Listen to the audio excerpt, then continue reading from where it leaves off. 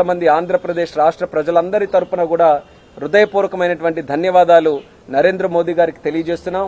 మొన్ననే చంద్రబాబు నాయుడు గారు కూడా ఢిల్లీ వచ్చినప్పుడు ఇదే విషయాల మీద గట్టిగా స్ట్రెస్ చేసి కూడా చెప్పడం జరిగింది.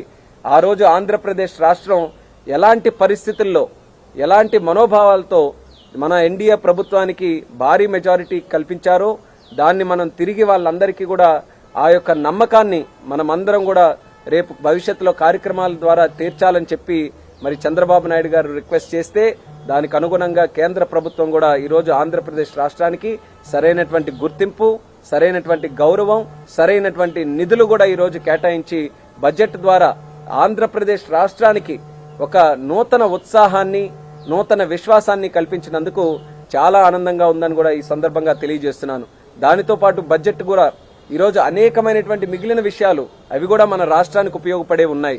ముద్రా లోన్స్ లాంటివి సాధారణమైనటువంటి సామాన్యుడికి ఉపయోగపడే లోన్స్ అది 10 లక్షల నుంచి ఈరోజు 20 లక్షల కోట్ల రూపాయల వరకు కూడా ఈరోజు దాని తాలూకా ఇది బడ్జెట్ ను కూడా పెంచడం జరిగింది. అలాగే ష్రింప్ ప్రొడక్షన్ ఏదైతే ఆక్వాకల్చర్, ష్రింప్ కల్చర్ మన ఆంధ్రప్రదేశ్ రాష్ట్రంలో చాలా పెద్ద ఎత్తున జరుగుతుందో దాన్ని కూడా ప్రమోట్ చేయడానికి నిర్మలా సీతారామన్ గారు కొన్ని చక్కనైన నిర్ణయాలు తీసుకొని ఆ ఇండస్ట్రీని కూడా ప్రమోట్ చేస్తున్నారు. దాని తాలూకా లాభం కూడా మన ఆంధ్రప్రదేశ్ రాష్ట్రంలో ఉన్నటువంటి ష్రింప్ ప్రొడక్షన్ కంపెనీస్ కి చాలా మందికి ఉపయోగపడుతుందని కూడా ఈ సందర్భంగా తెలియజేస్తున్నాను. ఇన్ఫ్రాస్ట్రక్చర్ మీద, ఇండస్ట్రీ మీద, మ్యానుఫ్యాక్చరింగ్ మీద, స్కిల్లింగ్ మీద, ఎంప్లాయ్మెంట్ క్రియేషన్ మీద ఇలాంటి అంశాల మీద ప్రధానమైన దృష్టి ఈ బడ్జెట్ ని కూడా రూపకల్పన చేసినప్పుడు పెట్టడం జరిగింది. దాని ద్వారా మన తాలూకా యువతీ యువకులు ఎవరైతే చదువుకున్న వారు ఉన్నారో, స్కిల్డ్ ఉన్నారో, అన్స్కిల్డ్ కూడా ఎవరైతే ఉన్నారో వాళ్ళందరినీ కూడా టార్గెట్ చేసుకొని వాళ్ళకి భవిష్యత్తులో ఉద్యోగ అవకాశాలు రావాలి, లేనిచో వాళ్లే సొంతంగా కంపెనీలు పెట్టుకుంటామన్నా, స్వయం ఉపాధి వైపు అడుగులు వేస్తామన్నా వాళ్ళకి సహకారం కేంద్ర ప్రభుత్వం నుంచి అందించాలనే విషయం స్పష్టంగా ఈ బడ్జెట్ ద్వారా మనకు కనిపిస్తుంది. అంటే దేశంలో ఉన్నటువంటి యువతీ యువకులు ఎవరైతే ఉన్నారో వాళ్ళకి ప్రధానమైన కేంద్ర బిందువుగా చేసుకుని ఈ బడ్జెట్ ని రూపకల్పన చేశారు. కాబట్టి దేశ స్థాయిలో కూడా చాలా అభినందించాల్సినటువంటి బడ్జెట్ గా ఈ సందర్భంగా తెలియజేసుకుంటున్నాను. దీని తాలూకా లాభం రేపు చూస్తారు మీరందరూ కూడా.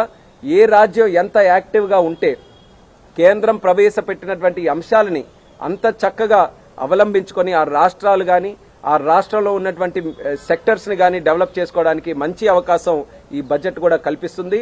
ఈ బడ్జెట్ ని సంపూర్ణంగా స్వాగతం పలుకుతున్నాం.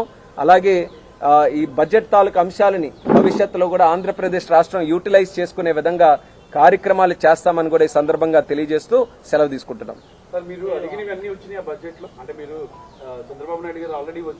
మాక్సిమం మన స్టేట్ తాలూకా ఇష్యూస్ ఏవైతే ఉన్నాయో అవన్నీ కూడా ఒక రకంగా అడ్రస్ చేయడం జరిగింది. దానికి సంబంధించి ఏవైతే నిధులు కేటాయింపులు ఉన్నాయో అది కూడా చాలా పెద్ద హృదయంతో అవన్నీ కూడా కేటాయించడం జరిగింది. అందులో మీరు గ్రహించాల్సినటువంటి విషయం కూడా భవిష్యత్తులో దీనికి అవసరాల మేరకు ఇంకే అయితే కార్యక్రమాలు చేయాలో దాని గురించి కూడా ఖచ్చితంగా కేటాయింపులు చేస్తామన్న హామీ ఇచ్చారు.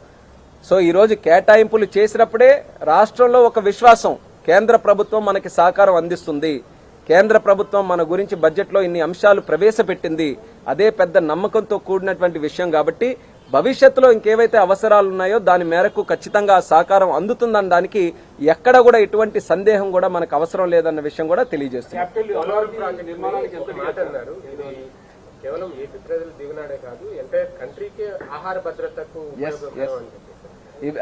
పోలవరం ప్రాజెక్టు తాలూకా స్ట్రెంగ్త్ ఏంటో అనేది నిర్మలా సీతారామన్ గారు ఆవిడ మాటల్లోనే తెలియజేశారు.